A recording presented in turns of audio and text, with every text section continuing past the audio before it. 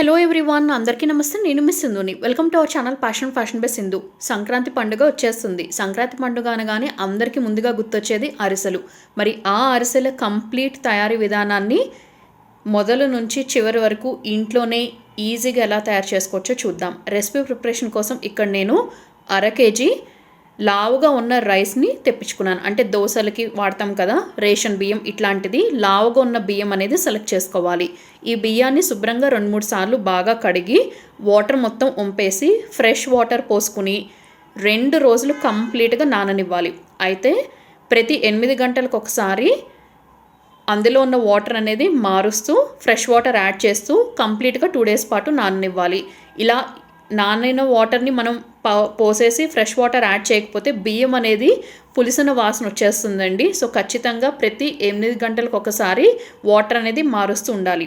So 2 days అంటే 2 nights కంప్లీట్గా నేను నానబెట్టాను. ఈరోజు మధ్యాహ్నం అనేది బియ్యం నానబెట్టుకున్నాను.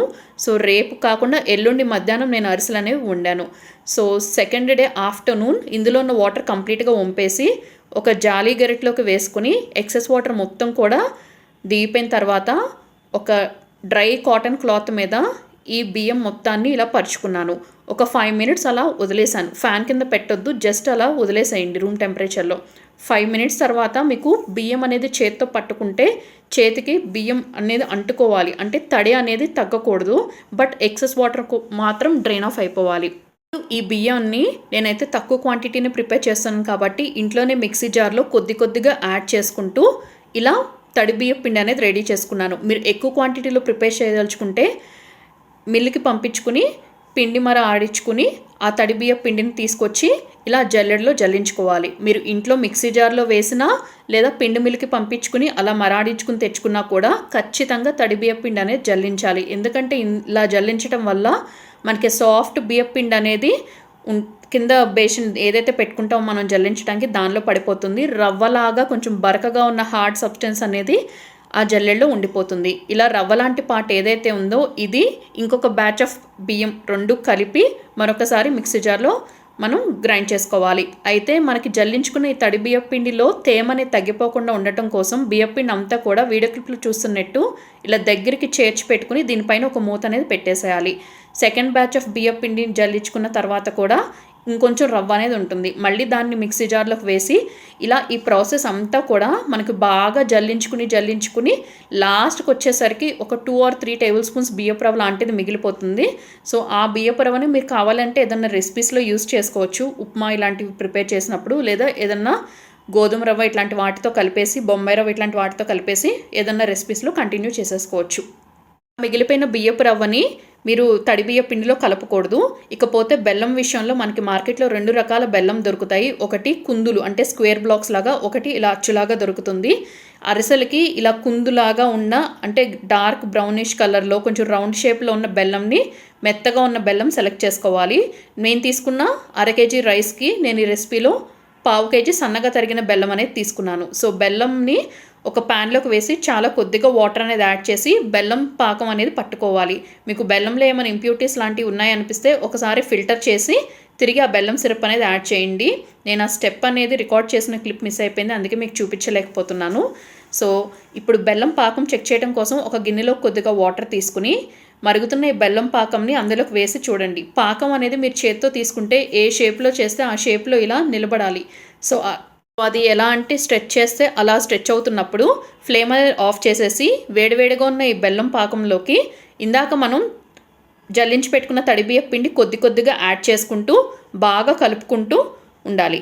పిండి మొత్తం అవసరం పట్టదండి. ఒక్కొక్కసారి పిండిలో ఉన్న తేమ అలాగే బెల్లం పాకం క్వాలిటీని బట్టి ఇది కంప్లీట్గా డిపెండ్ అయి ఉంటుంది. ఒక్కొక్కసారి మనం వేసిన పిండి మొత్తం కూడా బెల్లం పాకం అనేది అబ్జర్వ్ చేసేసుకుంటుంది. ఒక్కొక్కసారి పిండి అనేది మిగిలిపోతుంది. నాకైతే టోటల్గా 2 tablespoons ఆఫ్ బియ్యం పిండి అనేది మిగిలిపోయింది.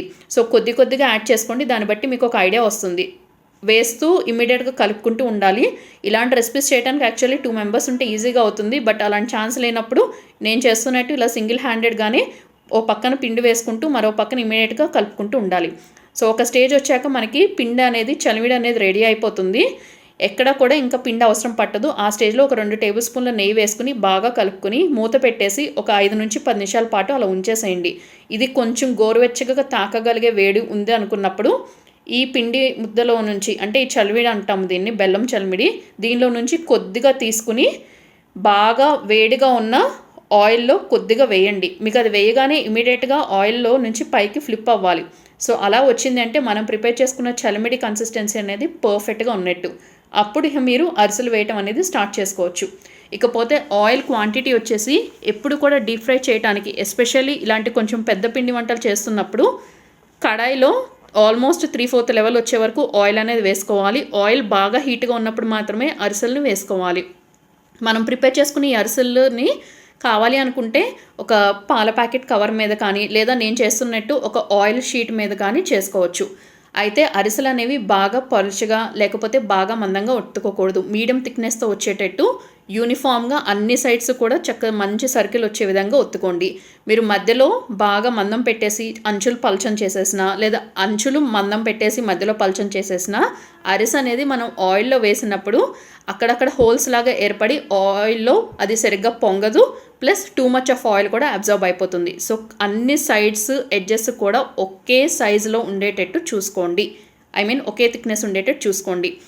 ఇప్పుడు ఇలా రెడీ చేసి ఉంచుకున్న ఈ అరిసెలు ఒక్కొక్క దాన్ని ఆయిల్లో నిదానంగా వదలండి. ఒక అరిసె వేసి అది పైకి పఫ్ అప్ అయినప్పుడు అదర్ సైడ్కి ఫ్లిప్ చేసుకుని 2 సైడ్స్ గోల్డెన్ బ్రౌన్ కలర్ వచ్చిన తర్వాత ఒక జాలి గరిట లేదా అపక హెల్ప్తో దీన్ని తీసుకుని ఇంకొక అప్పక పెట్టి ఇలా నొక్కేసేయండి. యాక్చువల్లీ ఇలా అరిసెలు మనకి ఎక్సెస్ ఆయిల్ మొత్తం కూడా నొక్కటానికి అరిసెలకి ఇలాంటి వెనకట్ ట్రెడిషనల్ మెథడ్లో ఉంటాయండి. బట్ నా దగ్గర అవి అందుబాటులో లేవు. అందుకనే మనకి ఇంట్లో ఉన్న వస్తువులు పెట్టి ఇలా నొక్కేయాలి. ఇలా నొక్కేసిన తర్వాత కూడా మీకు ఇంకా ఎక్సెస్ ఆయిల్ ఏదన్నా ఉంది అనిపిస్తే ఒక గిన్నె బ్యాక్ సైడ్ ఇలా పెట్టి గట్టిగా ప్రెస్ చేస్తే ఇంకా ఎక్సెస్ ఆయిల్ ఏదైతే ఉందో అదంతా కూడా డ్రైన్ ఆఫ్ అయిపోతుంది. రిమైనింగ్ పిండి అంతటితో కూడా అరిసెలు అనేవి ఇలాగే కంటిన్యూ చేయాలి. సో మనం ఇలా రెడీ చేసి ఉంచుకున్న అరిసెల్ని వేడి కంప్లీట్గా తగ్గిపోయిన తర్వాత ఒక ఎయిర్ టైట్ కంటైనర్లో స్టోర్ చేసుకుంటే 1 మంత్ పాటు ఫ్రెష్గా ఉంటాయి. సో టిప్స్ ఫాలో అయ్యి ప్రిపేర్ చేయండి, మంచిగా కుదురుతాయి. I hope you all like this recipe. తప్పకుండా ట్రై చేసి ఫీడ్బ్యాక్ని కమెంట్ సెక్షన్లో షేర్ చేసుకుని, వీడియో లింక్ని ఫ్రెండ్స్ అండ్ రిలేటివ్స్కి ఫార్వర్డ్ చేసి ఛానల్ని సబ్స్క్రైబ్ చేసుకుని బెల్ ఐకాన్ని కూడా యాక్టివేట్ చేసుకోండి.